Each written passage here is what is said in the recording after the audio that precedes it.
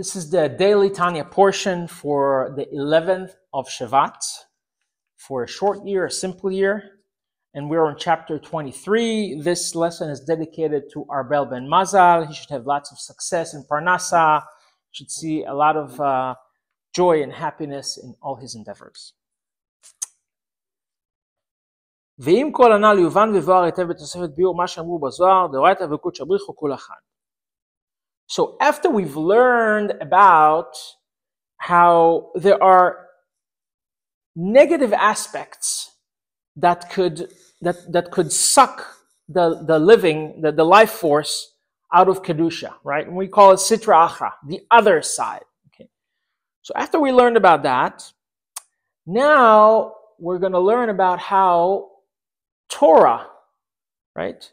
The Torah and Hashem, Kudsha Brichu, how it's unified. How does that happen? How does this unity come about? Okay.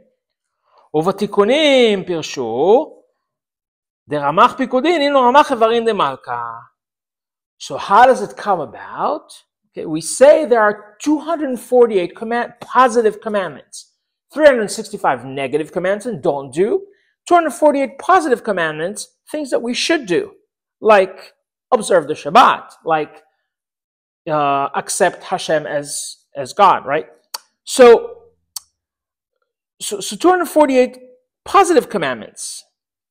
Those 248 commandments are by mashal, by allegory or analogy, okay, are the parts that make the king, the body of the king, right? And it's really not. The king doesn't have a body, right? But that's how it works, and we're going to see later on how it fits, with what Hashem wants as the King of Kings, what He wants, and how it fits with our daily actions. Okay.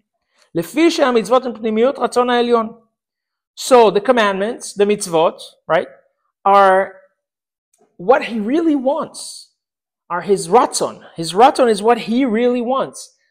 Not only He wants in a lower sense, but the deepest, what He wants in the deepest sense is that we as Jews observe the commandments. V'chevtzo ha'amiti. That's ha'amiti. The amiti is real, right? It's true. That's what He truly wishes for. Hamelubash b'chol alamot elonim v'tachtonim.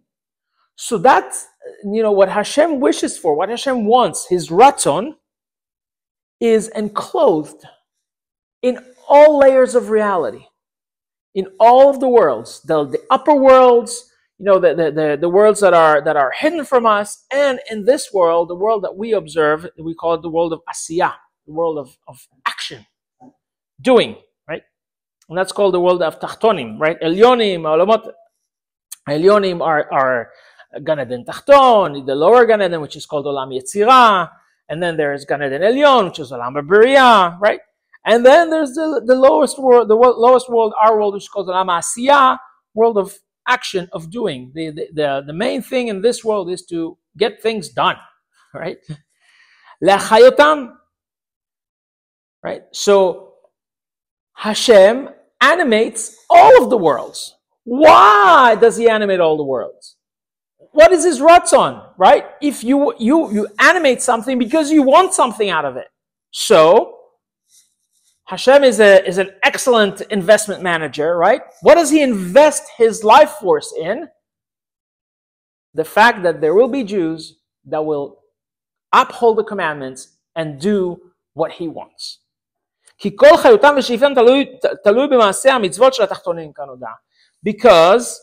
the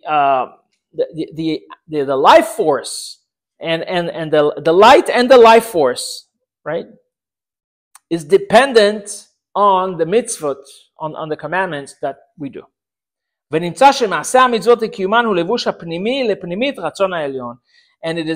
we found that when we actually uphold the commandments and we carry them out, right, that is that is like an internal garment, okay, to the internal wishes of Hashem, right?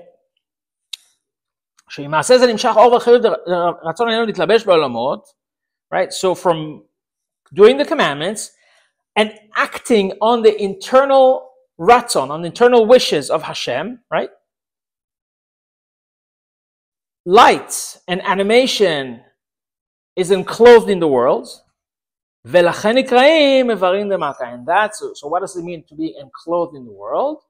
They are called the Evarim de Malka, the parts of the king, right? Evarim are the parts of the king. Derech mashal, so like a mashal, the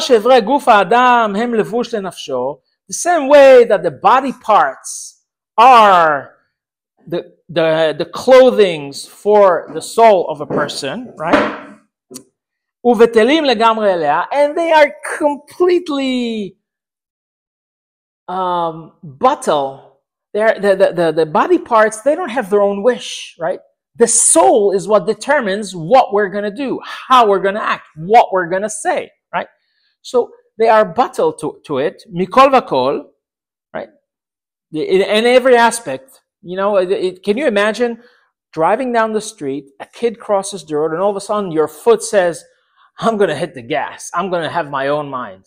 That does not happen. Why doesn't it happen? Because your neshama is in control. And it says, well, there's an issue of life here, and we're going to spare this life. We're going to hit the brakes. We're going to do the right thing, right?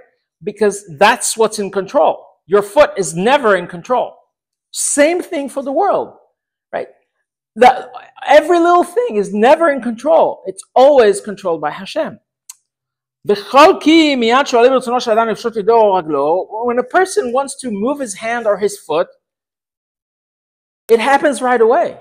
There is no process like we said, you know, there's thoughts, then there's emotion, then there's speech or action, right? There is no such thing when it comes to what you want. You want something, it happens right away, right? תכף ומיד, בלי שום ציווי ואמירה להן, ובלי שום שהייה כלל, אלא כרגע ממש, כשעלה ברצונו. You know, when you want something, that animates the body right away. It's an immediate reaction. כך דרך משל החיות של מעשה המצוות וקיומן הוא בטל לגמרי לגבי רצון העליון המלובש בו ונעשו לו ממש כגוף לנשמה. So by mashal, right, the life force of carrying out the mitzvahs, right, is completely batal, the same way that when you move your hand, it's completely batal to what you want, right? The same way, when we carry out a mitzvah, that part of our body is completely batal to His will. וכן הלבוש החיצון של נפש האלוקית שבאדם מקיים ועושה המצווה שהוא כוח מבחינת המעשה שלה. Not only that, but that action of the mitzvah also encloses, puts clothing, garments, on the godly soul, on nefesh ha'elokit, right? הוא מתלבש בחיות של מעשה המצווה ונעשה גם כן כגוף לנשמה, right?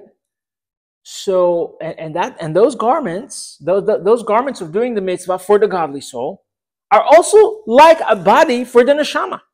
לרצון העליון ובטל אליו לגמרי. And that garment is a garment that came out of being batal, nullified to Hashem. So that is a nullification garment, and that garment allows us to continue to do positive commandments, to continue to, to do what we call mitzvah goreret mitzvah. A mitzvah leads on to other mitzvot. ועל כן גם אברי גוף האדם המקיים מצווה שכוח ובחינת המעשה של נפש אלוקית מולבש בהם בשעת מעשה וקיום מצווה הן עשו מרכבה ממש לרצון העליון. So what happens now is that mitzvah enclosed the godly soul, the nefesh elokit, right, with the garment that is His will, and that garment actually allows us to be like a merkava. So what's a merkava? A horse has a will. You can direct it, you can talk to it, you can feed it, And as long as you're in sync with the horse's will, you can tell it, go there, go right, go left, go forward, run, right? But still, a horse has its own will. The chariot that the horse carries has absolutely no will. It goes exactly where it is led, right? It does exactly what you want it to do. That's a chariot, right? So that's what it means to be a chariot to Hashem. You do exactly what Hashem wants. There is no, I'm tired, I want to stop. I don't like this, I like that. There's a mitzvah that I don't like. There's a mitzvah. No. A chariot is you do everything. You're told, you do. You move forward, right? So what happens? Okay, how do you become a chariot for the will of Hashem? Take your right hand and you give tzedakah, right? You give charity to the poor. That hand is immediately enclosed in his ratzon elyon, in his most inner want and desire is what you're acting on. You're giving charity. You're giving tzedakah, right? So that hand is now, we say, is a chariot for his will. In the same way with your feet, when they walk towards, for something that's a mitzvah, like you're going to go daven, right? So, and the mouth and the tongue, when they say words of Torah, like we're doing right now, right? They are a chariot for his will. And the mind, the brain, right? When we're thinking of Torah, of words of Torah, right? V'irat shamayim, and Yirat shamayim, accepting the fact that he is great and I'm small, right? Being, Yirat shamayim, understanding that everything that I have is from him, and I should be grateful and put in my place and understand, I have to do my little bit. All I do is a little bit. I have that little bit of space between, like Viktor Frankl used to say, between stimuli and action, there's a little bit of space of freedom of what I can do, right? So that's that I can do a little bit more. I can do a little bit better. And the rest of it is taken care of by him. So that's Yirat shamayim. That's understanding. I do my little part. That's it. Uvigdulat Hashem Baruch Hu. And you understand how big he is and how small we are. Right? And that is why our sages said that the forefathers, Avraham, Yitzchak, Yaakov, they were a chariot to the will of Hashem. That every single part of their bodies were completely isolated from things that are related to this world. They were all about his will. Every day, everything they did was about the will of Hashem, right? That's to be completely merkava, not just your right hand during the time that you're giving tzedakah. 24/7, all the time, all your life. That's what the forefathers did. It's huge. And they were a chariot only for his ratzon elyon, for his inner ratzon, the things that he really, really wanted, right? And only for that, all of their lives. That means 24/7, every day that they were alive, they did only what Hashem wanted.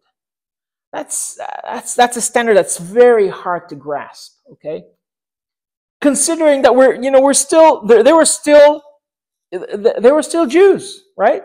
They were still like a person, like we know a person, right? And yet to be able to do 24/7, to nullify yourself, to be in bitul towards Hashem, that's a very big thing, and That is the daily Tanya portion for the 11th of Shevat.